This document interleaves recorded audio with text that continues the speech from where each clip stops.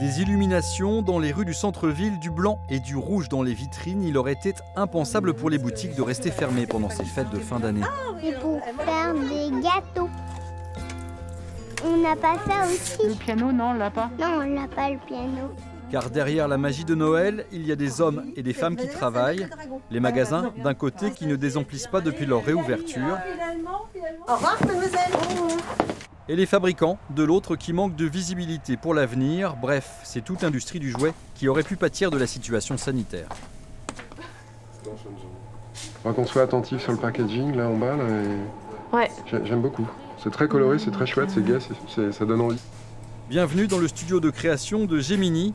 Tout ici part d'une image créée sur ordinateur par les deux designeuses. Des idées en 2D qu'il faut ensuite passer en 3D.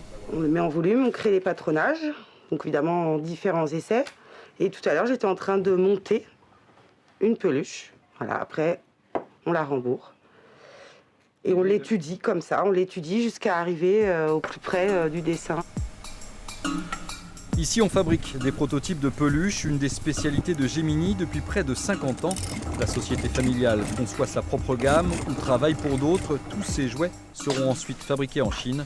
250 nouveautés sont ainsi créées chaque année dans cette entreprise qui ne connaît pas la crise.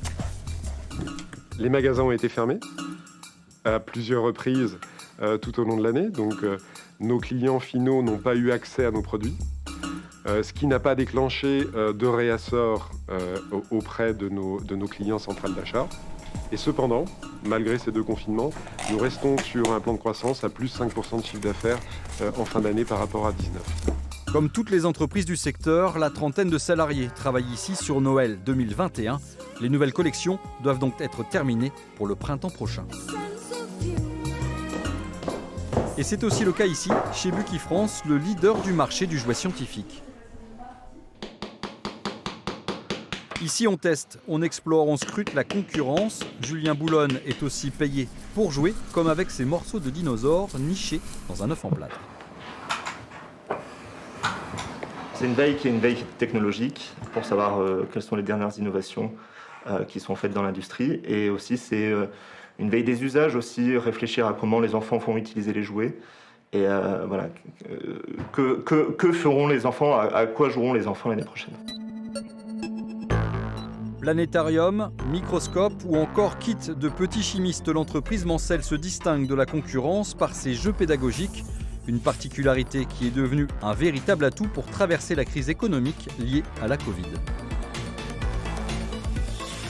Il s'avère que tout ce qui est scientifique a été beaucoup plébiscité par les parents, puisque du coup il y a la recherche de la connaissance, l'aide pour les enfants dans l'apprentissage pendant le confinement. Voilà, donc l'année au niveau des ventes s'est plutôt bien passée. Pour Noël 2021, près de 40 nouveautés figureront au catalogue. La production partira ensuite en Chine, jusqu'à 5 fois moins cher qu'en France.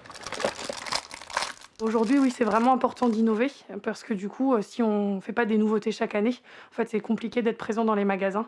Il y a beaucoup de marques, il y a beaucoup de concurrence, et aujourd'hui, les consommateurs ont vraiment besoin d'un renouvellement et d'avoir constamment des nouveautés qui leur sont proposées. Merci. Ça va être ici. Avez-vous une carte ? Pas facile d'exister dans un marché saturé de nouveaux produits. L'an dernier, plus de 220 millions de jouets ont été vendus en France.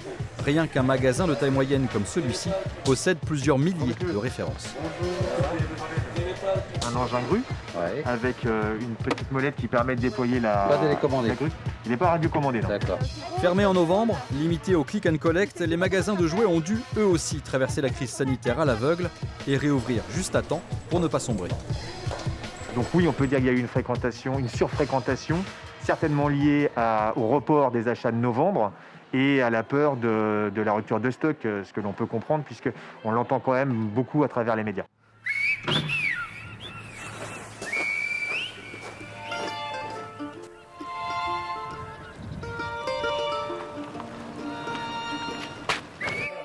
Loin, bien loin de l'agitation des supermarchés du jouet, le Sartois Michel Autreux a fait lui un choix radicalement différent.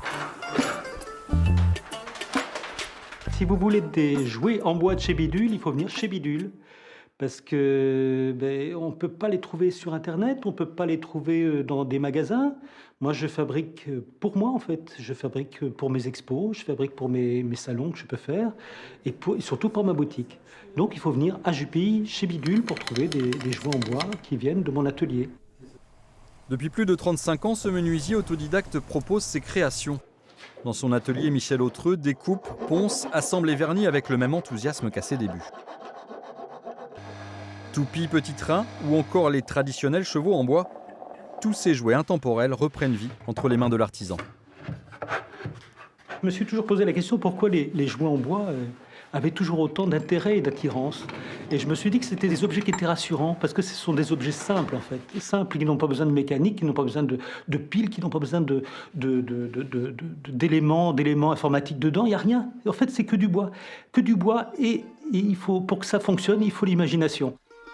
Avec ses jouets, Michel Autreux fait donc la part belle à l'imaginaire des enfants, mais encourage aussi les parents à une forme de sobriété, bien loin de l'effervescence de Noël.